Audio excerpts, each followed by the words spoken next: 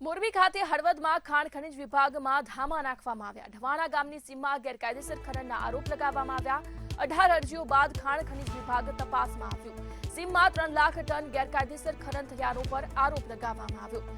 કરોડોનું ખનન થયા બાદ ખાણ ખનીજ વિભાગ હરકતમાં આવ્યું। ખાણ ખનીજ વિભાગે તપાસ અને પંચનામું હાથ ધર્યું। ગેરકાયદેસર લીઝ મેળવી ખનન કરતાની રજૂઆતને પગલે તપાસના આદેશો આપવામાં આવ્યા। આસપાસ ચાલતા ખનનની પણ તપાસ કરવા માંગ હતી।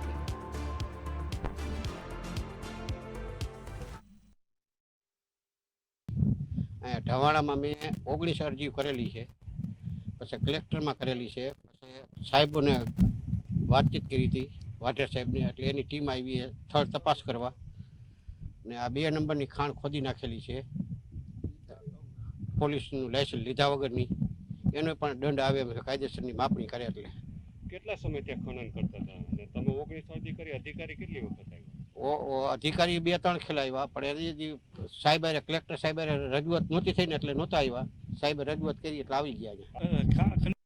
આપણને ખબર ન હોય, કોઈ નોટિસ આપવામાં આવતી નથી, આપણને કઈ ખબર ન હોય। આ તો અહીંયા વાડીએ હોય તો આ બધી ગાડીઓ જોવું એટલે અહીંયા આવું એટલે રજૂઆત કરું કે ભાઈ આ તો ગૌચરની જમીન છે, આમાં તમે લીઝ ના લઈ શકો, એવી રજૂઆત હું કરું એમ। કેટલા ટાઈમથી આ ખનન થાય અને રજૂઆત કરો શું કે બ્લાસ્ટ નુકસાન થાય શું થાય? બ્લાસ્ટથી નુકસાન જ થાય ને। આપણું અહીંયા મકાન આવેલું છે, હોય જ છે, એટલે આનો ધક્કો તો ઘણો લાગે આમ આગે સુધી। ધરતીકંપનો આંચકો જે આવ્યો ને 2001માં, એટલો ને એટલો ધક્કો લાગે। આપણે મકાનમાં આમ થાય હમણાં પડશે, એટલે આ બધું જોખમ અમારે બધું। આ ઘણા સમયથી આ જમીન લઈને એ ગૌચર જ પડ્યું હતું હમણો। અત્યારે આવડાને આ માલપા આવડાને કેટલું પેલું કેટલા સમયથી ખોદે? આવડા કેટલા ટાઈમથી ખોદે, ઘણો ટાઈમ થઈ ગયો। તમને શું નુકસાન અહીંયા ખનન થાય? અહીં નુકસાન અમને તો મોટી નુકસાન થાય। ડમરીનું રહેવાતું નથી હમણો, કોઈ ભડાકા કરે, બ્લાસ્ટિંગ પણ કરે? આ પ્લાસ્ટિક કરે તો હલાઈ દે। ખેતીમાં નુકસાન થાય મોટું।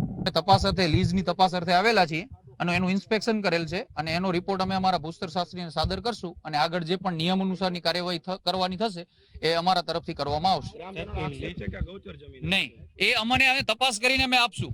વર્ષોથી મારા દાદાની ખેડતા હતા, પણ આ વરસાદ ને એવાના ઓલાથી થોડાક ટાઈમથી આ 2-3 વર્ષથી અમે નથી ખેડી અને સહી સરકાર થઈ ગઈ છે। કારણ કે જૂના મારા દાદાની ખેડતા હતા, એટલે જૂના પછી હું વરસાદ થતા નહોતા, ખેડતા નહોતા, એટલે આ પટ ને બટ એવું આવે ઓલો વિગોટી ભરવાનું, એ ભરી નહીં એકા હોય, એટલે સહી સરકાર થઈ ગઈ। તો હવે આ ભેડિયાવાળા એમાં લીજ મંજૂર કરીને કે અમારી કે આમાં લીજ છે, તો ખેતરમાં એમને લીજ મંજૂર કરીને દળિયું એવું ખોડી દીધું। હવે અમારે આ ખેતરની એમ તો અમે અરજી કરી છે વકીલને, મોરબી અરજી કલેક્ટર સાહેબને કરાવરાવી છે અહીંયા કણે, પણ હવે એમને તો એ દળિયું ખોડી દીધી। પછી હોત એ અરજી કર્યા પછી એમને દળિયું ખોડી છે, જે હમણાં જ ખોડી છે।